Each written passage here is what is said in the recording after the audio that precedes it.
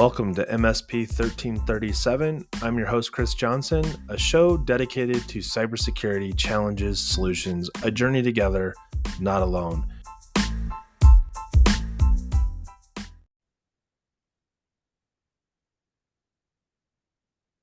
Good morning, good afternoon. Welcome to MSP 1337. I am joined this week by Matt Topper of Connectwise. Welcome to the show. Thanks, Chris. Happy to be here. We have brainstormed for a whopping 20 minutes as to what we should talk about in this episode. And we are titling this episode, If I Had No Tools, Could I Still Achieve a Cybersecurity Maturity Posture that is on par with, or at least maturing in the direction of, and I totally just rambled words together there because I'm like completely lost in what I just said, but can a solution provider show a cybersecurity maturity posture and have no tools? Go. Not that you have to answer the whole thing, but go. Because you said yes. I think the answer is yes. And the reason I think the answer is yes is that so many of the security wins come in the form of mindset and process and policy and procedure. And I know it's a little dirty word in the industry sometimes, but governance, right? A lot of these factors come in and the tool becomes the vehicle to implement or enforce whatever is developed or thought about prior to that. And They're so almost like they're almost like our auditor, if you will. Like, hey, I'm doing all of these things, and then we might implement a tool or a technology or service that kind of says, yeah, I'm not so sure you got this right because this is what we found. yeah, right. So take MFA, for example. Yes, MFA is a tool, it's a technology, but if you look at it from a higher level, it's just a way to satisfy the requirement of strong identification and authorization. Right. I mean, if we took technology out of the equation and were to apply this to more of a physical in-person model, it's like there's a reason why most front doors have what they call the peephole or the security window that allows you to say who actually is at my door versus someone knocked, therefore I open it because I'm expecting an Amazon package, not the guy with something stuck in my face that says give me all your money. Right, right. And in the door example, the conventional mechanism to achieve this is a lock and a key. Right. But all we really are saying when you're talking about your maturity is, do I have a way to prevent the door from being open? Not, do I have a lock? Right. It's funny we're going down this door metaphor, if you will. I had to replace a door on our garage, and the door had just deteriorated over time. My house was built in the 70s, so like it's a door that gets a lot of weather. And so disassembly of the door, relatively easy. I went to take the door frame out, which everybody can relate to, and I'm thinking this is where it's going to get complicated. And so if you ever have bought a door, you know that the screws that they provide, the security screws, where the actual lock mechanism is, are usually like 3 or 4 inch long screws. They're not little tiny screws that are going to go into your door frame. They're huge, right? So that it can't just take that steel plate and just break it loose. I go to take that I haven't. I have the door with like these little tiny screws. In fact, 3 of the screws came out, and I realized that they actually didn't go through beyond the frame of the door. So like if you had hit this door hard enough, even the hinges, like if you'd hit the door hard enough, you could have just knocked the entire frame outside of the wall of my house. There was no real, it was an illusion of security. Which brings me to like this idea. I mean, to your point, can we have security without having technology? And obviously we're already establishing that there's a yes to this. So this kind of comes back to what is, and you've heard Wayne say this too, like, we got to focus on the risk and the dirty words like governance and all that. And really at the end of the day, if our organization is working together in harmony on what is best for our organization from a security standpoint, then what we're looking to solve for has nothing to do with the tools that might support that security, but really we're Yeah. looking at what is it that we need to protect. That's a great way to put it. And in some cases, we almost get these blinders on when it comes to the technology and start thinking about the technology as the ultimate asset we're protecting, That's right? because it's shiny. Right? It's shiny, it's fun, Even when but it's not fun, it's shiny. Who wants to talk about what you and I are going to do with regards to policy and procedure when we can talk about, have you seen what just came out from fill in the blank vendor? right? Have you seen this cool vuln that somebody might be exploiting? That's That's right. fun. That's right.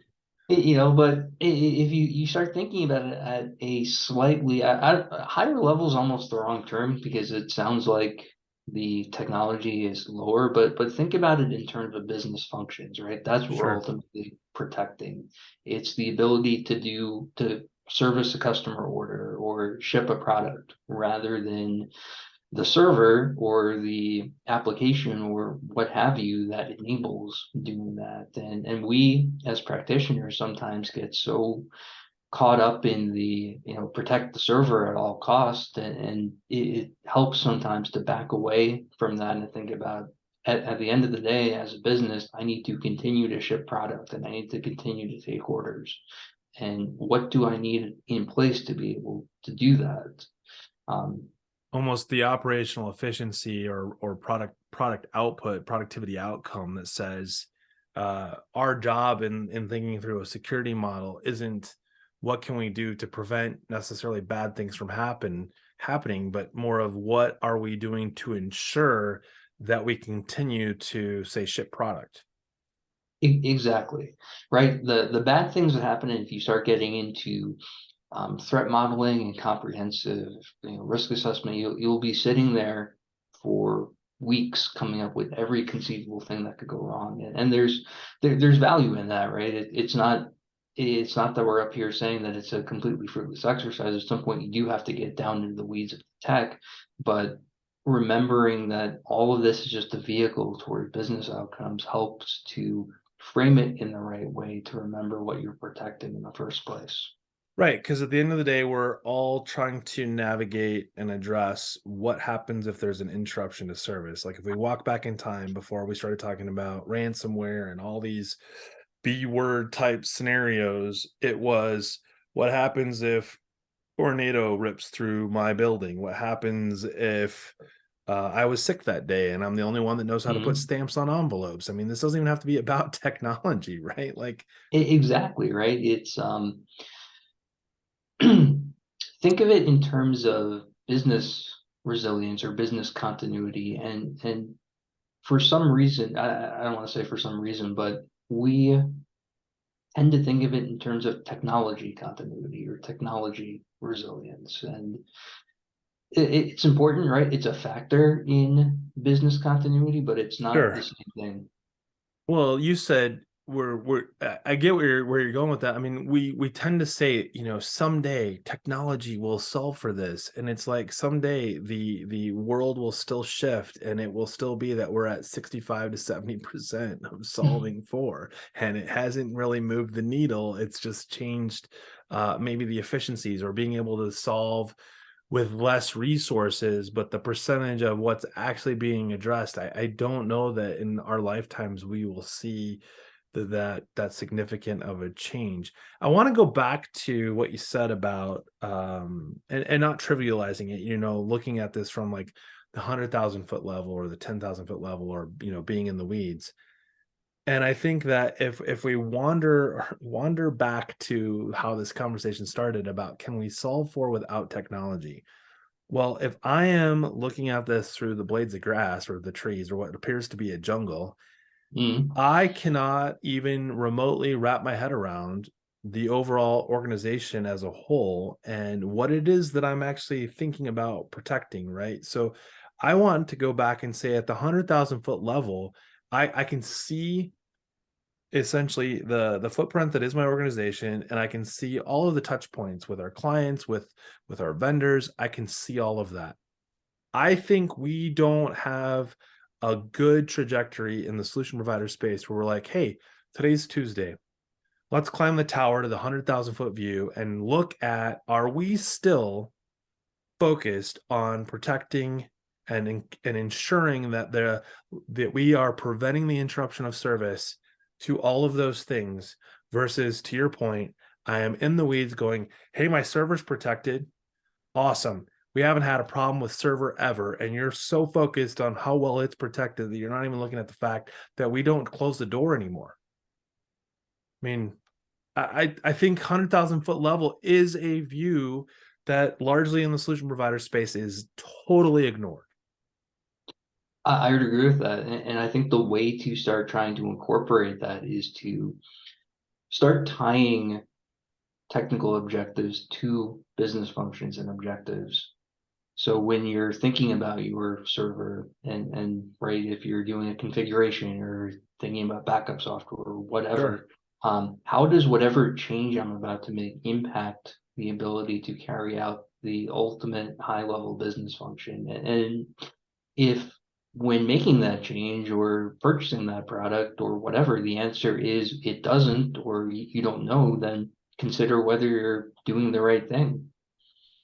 Yeah, as a security professional, you and I talked about this before. You have in your title, and this is common amongst security professionals when you achieve some of these certifications, that we talked about how it taints or skews a viewpoint tied to that certification. And I think that, you have the CISP certification and SISM certification. For those of you that are listening to the show, those are really getting into at a very high level, business level, a look through the lens of, as we talk about what we are today, the it comes up all the time. It's the CIA, right? Confidentiality, integrity, and accessibility, or is it accessibility? Availability. Availability, thank you. I sometimes interchange those because availability and accessibility aren't necessarily the same thing, right? Like, can I get to it is not the same thing as it's available when that wall gets removed from the equation, right? Like, Right, right. encrypted data is accessible, but the data itself is not really available, um, or at least not until I get the key.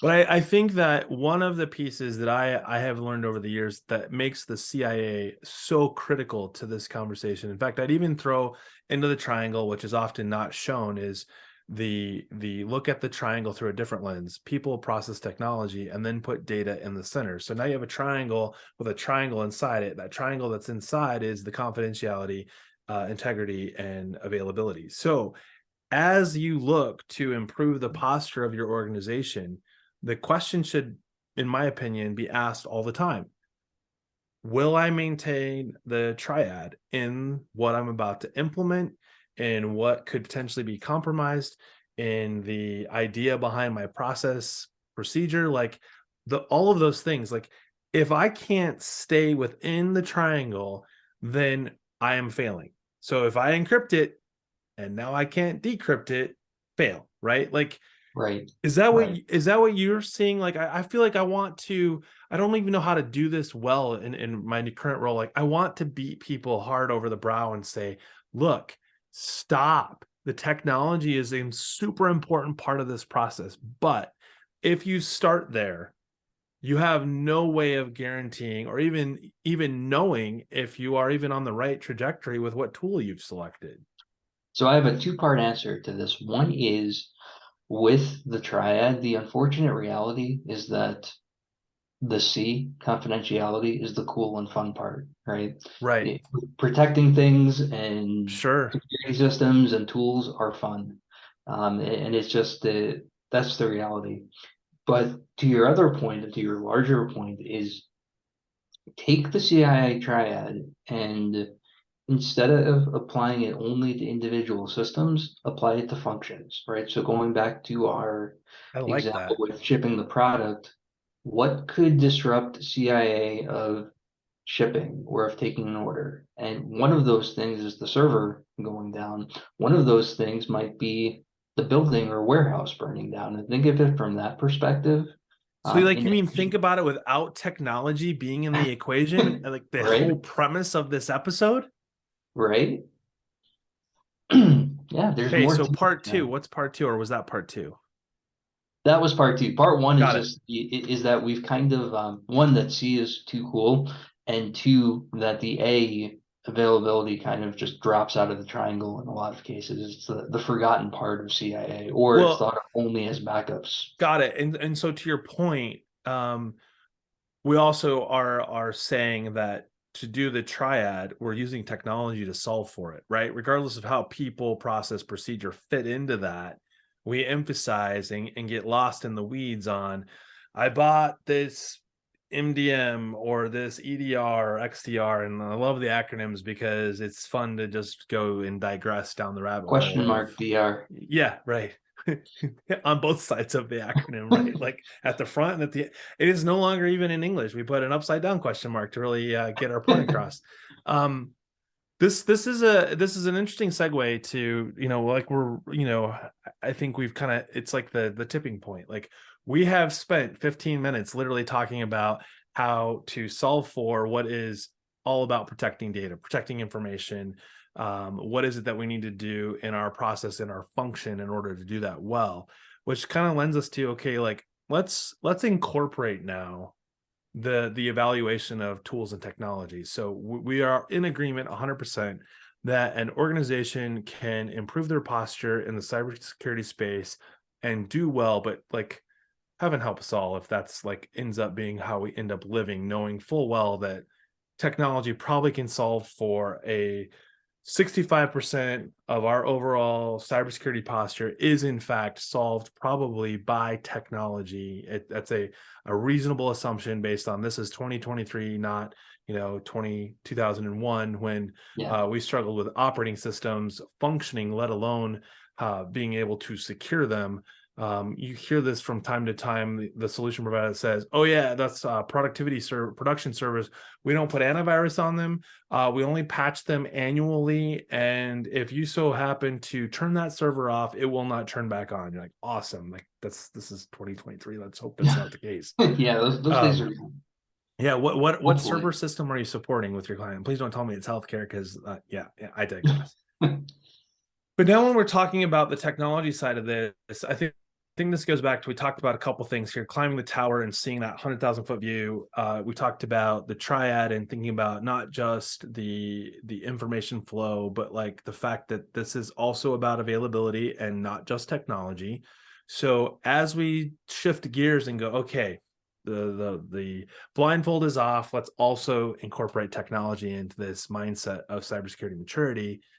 Now what, Matt? Like today, like what should that look like for a solution provider that says, hey, I want to mature in the cybersecurity posture space? And I was really bored for the first half of this episode because you really didn't give me any shiny objects to choose from. So like now that I know you're shifting gears, I'm tuning back in. How do we keep this balance in place and really more of a for lack of a better word, what is my spot check or my accountability partner, my whatever you want to call it, that gives me a reality check to say, Chris, yeah, technology is shiny and cool, and maybe it's solving all those things you say it is, but be careful. And so here's how you should approach, what are those technologies that you're wanting to put in place, those services, those third-party engagements that take some of that responsibility or risk off of you and transfers it somewhere else.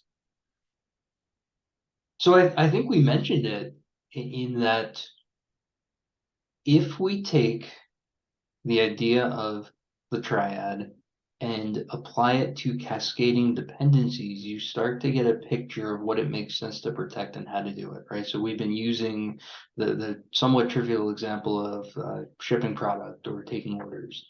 To do that in the real world, unless you're in some kind of DR scenario, you're doing that on some kind of server, right? Or some kind of web application or what have you. And you take the initial analysis you did to the process and then start applying the same analysis to the dependencies. And so to the server, you start thinking about, okay, what could disrupt the availability or the confidentiality of this server? And it's not just someone could break into it, it's the ISP could go down, the data center could burn up, could be a Windows update error that destroys the disk, whatever. And as you think about potential disruptors, and this is where the engineering and technical expertise comes in, you need to know enough about the technology that you're running to be able to start to enumerate potential threats to it. That's where the tech comes back in, right? So if you don't know how a server works, Sure. you don't know that a bad database query could blow something up, or a bad Windows update, or whatever the specifics are, and then think about the potential mitigations from that. Right. So having, a security tool, an EDR, or whatever DR happens to be popular today, isn't there just because that's part of having a server. It's there because malware or ransomware on the server could disrupt any of the CIA legs. I feel like we're largely spoiled as solution providers in the collective universe that we largely function in. And I'm not saying that this is all solution providers, but when you start talking about operational technology, you start thinking about like critical infrastructure, water, hydroelectric plants, wind turbines, Mm, even just HVAC systems that are now controlled by, an Echo Dot or something as simple as that at the residential level. What are the ramifications of technology running rampant and the impact that that has? I mean, we all understand the server fails and a solution provider is doing a good job. We can stand up a second server and restore from backups, right? We have a whole lot less burden of proof to say, like, if bad things are happening, I know we can recover versus right. so we used to have, wheat or whatever the crop is growing just fine, but someone managed to screw up. The dam was opened up, and now what used to be fields of grain is now a swimming pool. I mean, like, right? Like, am I off on this? No, Because you're completely right. So take this back to something we talked about very, very early, which is, if you are working with that type of environment, like a critical infrastructure environment, then the idea of lowering the maturity of a risk assessment doesn't make sense. That's when you do need to get into the yeah, arduous NIST style risk assessment that takes 6 months, because there's real and more severe risks there. it's like you can't do enough tabletop exercises in that scenario because you haven't accounted for all scenarios and you never will. But by continuing to do them over and over again, you establish a pattern of how to respond to what is an unknown and you stay calm, you don't panic, right? Like those are the things that have to Right, happen. So right. this is where technology comes into play too, right? So if I think about like an alerting system, false positive or otherwise, I have a limited window of taking action before no matter what I do, it's too late. And what that timeline is going to be unique probably to most organizations. But what's interesting is it's not so much the timeline to response, it's do the involved parties all know who is actually involved to respond, because that tends to be where the breakdown actually happens, not whether it's 15 minutes Hmm. or 5 hours. It's like, hey, Chris was tier two didn't answer, and so it stalled out, we never got to tier three. Whether it was 15-minute response time or 2 day response time, it just didn't happen because we removed a key component to that communication process. Yeah, and it goes to, based on the value of what you're protecting, um, do you need 24/7 coverage? Do you have budget, and is it warranted to spend for doubling your security response staff? Or can you afford to have some potential missed issues, or is this so critical that you need to go and investigate every single alert, even though few of them are going to pan out to be anything actionable, or where remediation is required, but the asset is so important that it's worth it, right? Like in our critical infrastructure example, there's almost no way to spend too much on that. Well, fair. So this kind of gets into as we're getting near the end here. This kind of makes me think about the analogy of the fence, right? So if you put a fence around your yard, is that to keep things out or to keep things in, Well, it right? depends on what's in the yard.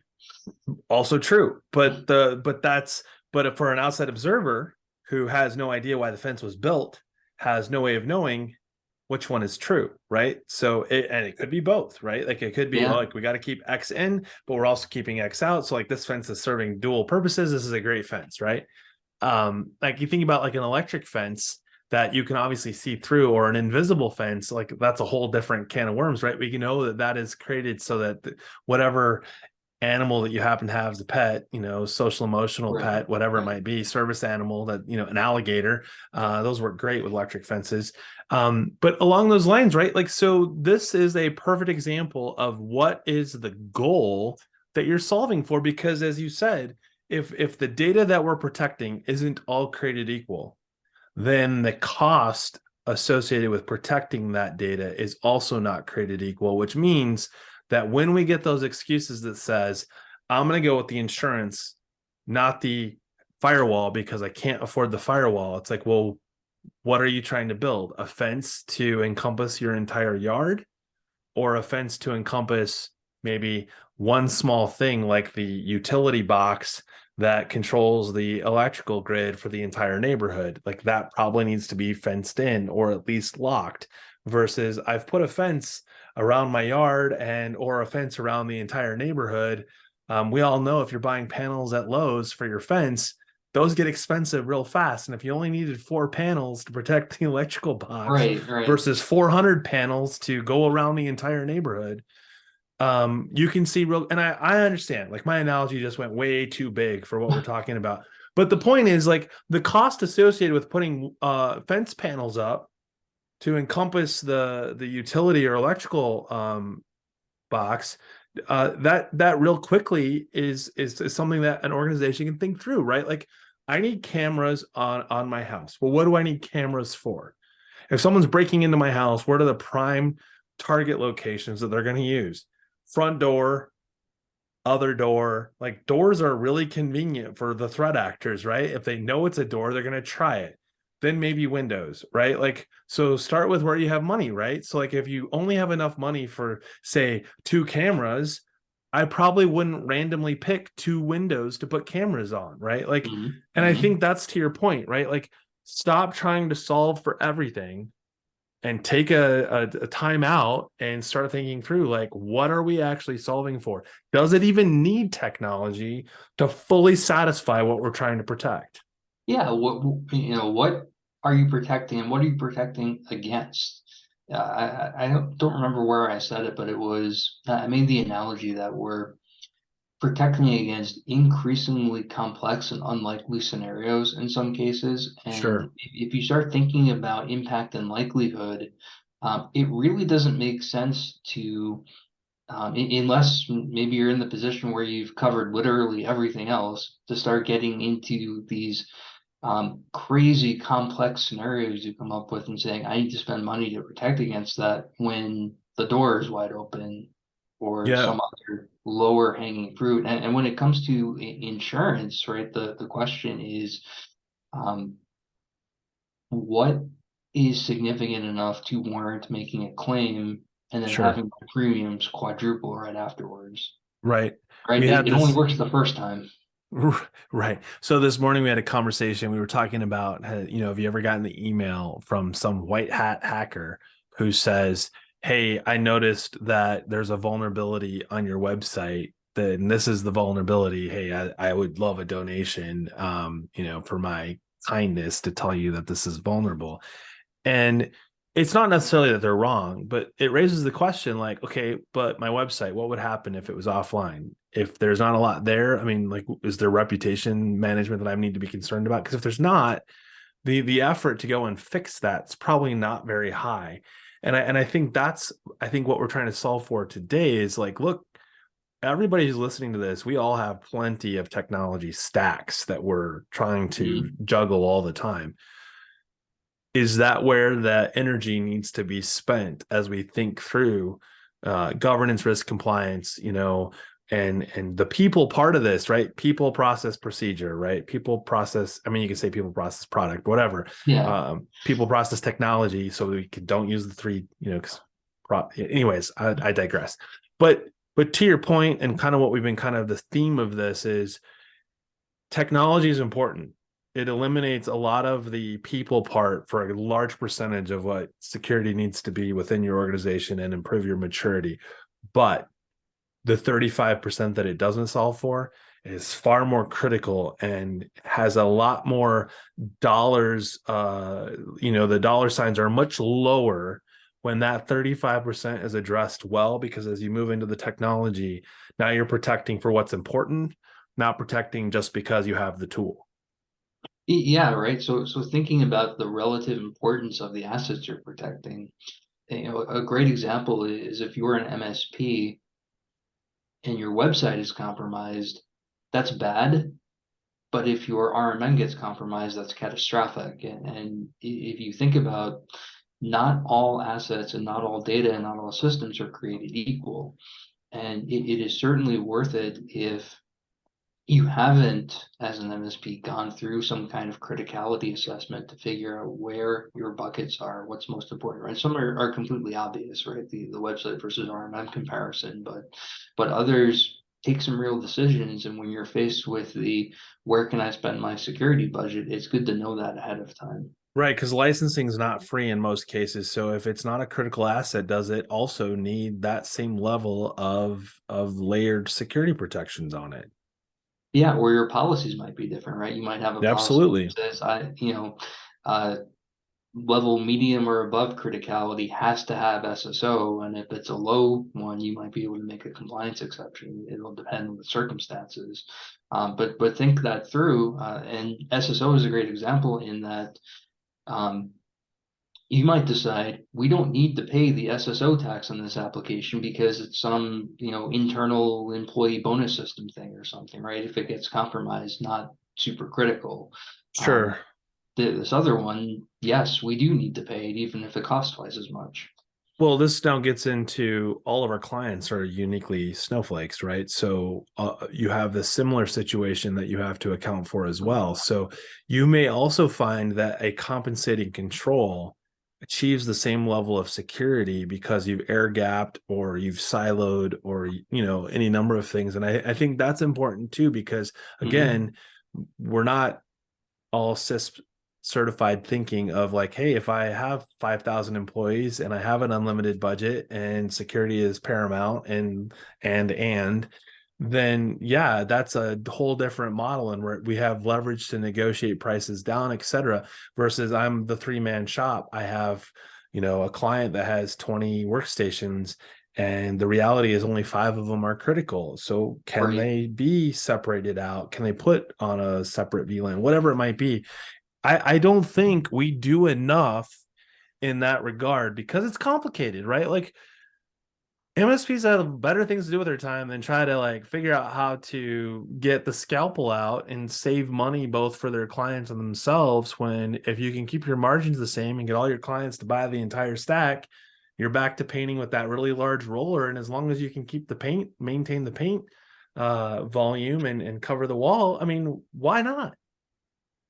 Yeah, it's fair. I think it comes into when you start getting into what protections you can afford. And so if you have the ultimate stack, right, whatever Yeah. you think that the perfect set of tools is, if you can get every client to buy it, then hey, awesome. That's a pretty low risk model, right? Right, you're in good shape. If not, or at least you're in good shape from the technology standpoint. I still Sure, think sure. a lot Like, missing. But if not, then you start getting into these conversations, right?